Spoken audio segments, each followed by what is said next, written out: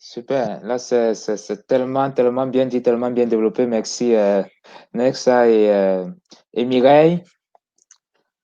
Vous l'avez dit, Nexa, à un moment donné, il y a quelques minutes, même si le chômage est en croissance là au Canada et ailleurs, il reste que les emplois sont là.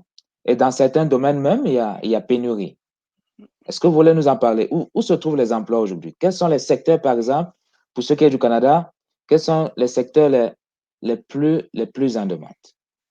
C'est sûr que il faut, je suis d'accord, il faut regarder le marché, il faut l'analyser. Ce que je fais, moi, chaque jour, c'est que je lis les articles. Je lis la presse, le Journal de Montréal, l'actualité, tout ce qui passe, je lis, et c'est là qu'on découvre les marchés qui sont en demande. C'est là qu'on réalise des entreprises, des secteurs complets qui ont commencé à émerger. Par exemple, au début de la pandémie, les secteurs qui ont émergé, c'est tout ce qui était le transport. Le transport, les entrepôts, ces entreprises-là ont explosé parce que les gens faisaient des commandes. Donc, quand on dit de changer de prendre le plan B ou le plan C ou le plan D, c'est ça. Donc, tout ce qui est transport, tout ce qui est les entrepôts, par exemple, sont en pleine croissance. L'impact que ça a, si un entrepôt est en pleine croissance, les ressources humaines de cet entrepôt-là est en pleine croissance.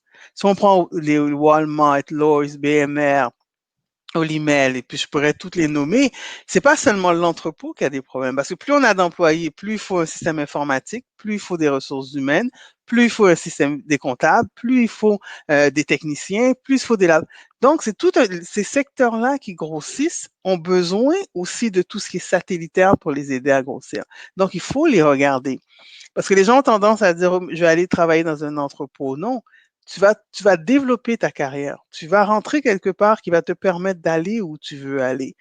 Et un peu comme on dit, ils vont pas peut-être mettre le poste de personne en ressources humaines, mais envoyez votre CV. Parce que vous avez vu ça. Donc, si on prend tout ce qui est entrepôt, tout ce qui est alimentation est en pleine croissance. Informatique, il est en croissance, bon là, c'est encore plus explosé. Et maintenant, il y a La santé et la l'éducation. santé, l'éducation, euh, regardez dans le fond le marché. Regardez l'immobilier est en pleine croissance. Qu'est-ce que ça veut dire? Tout ce qui est les gens qui font les inspecteurs en bâtiment, ils n'ont même pas le temps de le faire. Tout ce qui est inspecteur en bâtiment, agent immobilier, tout ce qui est conseillère en assurance, tout ce qui est financier, c'est tous des secteurs en croissance parce qu'il y a d'autres, c'est des secteurs qui ont un impact sur eux. Donc, c'est extrêmement vaste. Donc, il faut regarder ce qui se fait en actualité, regarder les entreprises pharmaceutiques, on n'a pas parlé, secteur pharmaceutique, Tout à fait. actuellement avec ce qu'ils veulent faire justement pour les vaccins. Donc, tout le monde qui est autour de ce secteur-là maintenant vont avoir de l'emploi parce qu'ils ont besoin de gens pour vacciner, pour aider les gens. Aider les gens dans le fond qui peut-être avec des collatéraux pour le transport et tout ça. Donc, il n'y a même plus les CHSLD, il n'y a plus vraiment, il y a beaucoup, beaucoup, beaucoup de secteurs. Donc, je ne sais pas si j'en ai oublié, parce que je pense que j'en ai nommé quelques-uns, mais un peu c'est ce que je vois. Je ne sais pas, Mireille, s'il y en a quelques-uns que je n'ai pas nommés. Oui, donc enfin, c'est juste pour compléter, parce que effectivement, au niveau de l'emploi, il y a du travail. Il faut savoir où aller le chercher et il faut suivre les déclarations du gouvernement. Le gouvernement investit dans quoi? Ces jours-ci, par exemple, on recherche des technologistes médicaux, donc des gens pour la vaccination, etc. Automatiquement, quelqu'un qui a été dans ce domaine, qui entre-temps faisait peut-être une jobine ailleurs, doit se positionner parce que parfois, on donne même la formation. Et quand on donne la formation, tu as la possibilité de rentrer en emploi après. C'est ce qui est arrivé pour les PAB, les préposés aux bénéficiaires. Le gouvernement a décidé de recruter 10 000 personnes et le même jour, c'est-à-dire ça avait explosé, il y avait près de 60 000 inscrits. Donc, ils ont dû pratiquement prolonger le délai et dire qu'ils allaient prendre une deuxième cohorte. Mais cependant, ce qui est intéressant, au fait, ils donnaient la formation et après la formation, la personne trouvait un emploi. Donc, les inanothérapeutes, des personnes qui, pour la respiration, etc. Donc, tout ça, ça, c'était important. Ça, c'est vraiment au niveau de la santé. Mais comme disait Nerza, au niveau de l'immobilier, j'ai beaucoup de clients qui ont switché ils ont été directement comme courtiers immobiliers parce que vraiment, au niveau de l'immobilier, ça explose énormément. Et quand je regarde, je devance peut-être un peu que le gouvernement va augmenter le nombre de nouveaux arrivants l'année prochaine. Je me dis, bon, au niveau de l'immobilier, ça va être vraiment, vraiment difficile de trouver parce que nous avons, là où je travaille, il y a un département de logement parce que c'est un organisme communautaire qui est complet. On a une partie de logement. Eh bien, les appartements exigus deviennent énormément chers. Et les personnes qui sortent de l'extérieur, donc depuis de l'extérieur, par exemple, les pays du Maghreb, ils réservent, ils payent à l'avance pour dès qu'ils arrivent, pour qu'ils puissent déjà trouver l'appartement. Et ensuite, parce qu'ils doivent faire le confinement. Et c'est ça, donc il y en a qui viennent déjà avec de l'argent, il y en a qui viennent, c'était pour pouvoir ouvrir une business.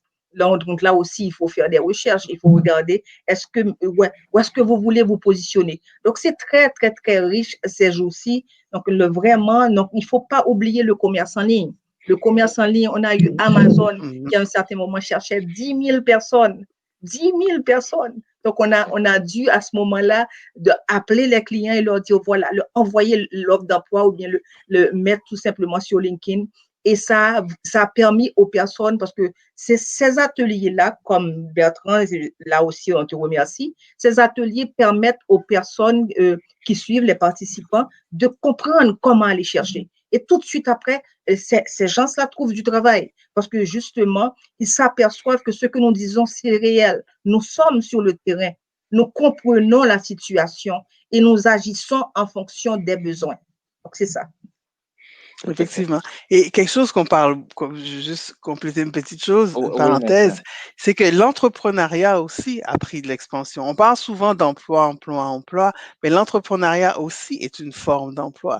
Et le confinement et la pandémie a fait exploser l'entrepreneuriat. Beaucoup de gens qui justement hésitaient ou n'étaient pas sûrs ont pu lancer leur entreprise et se faire un salaire intéressant avec ça. Surtout tout ce qui est artisan avec le commerce en ligne ont développé. Il y en a qui ont acheté pendant la pandémie. On dit que oui, l'entrepreneuriat a chuté. Non, pour moi, il a augmenté parce qu'il a permis à des nouveaux secteurs de devenir émergents, à permettre à des gens qui n'aimaient peut-être pas où ils travaillaient de se développer. Les consultants, ils ont moi, ma firme de consultants, mes contrats n'arrêtent pas de grossir. Donc, il y a aussi le côté entrepreneurial qui a aussi beaucoup explosé. Donc, c'est ces choses-là qu'il faut regarder, étudier. Il faut ouvrir ses yeux et sortir du carcan de dire, oh non, je ne trouverai pas l'emploi. Il n'y en a pas. Donc, c'était ça.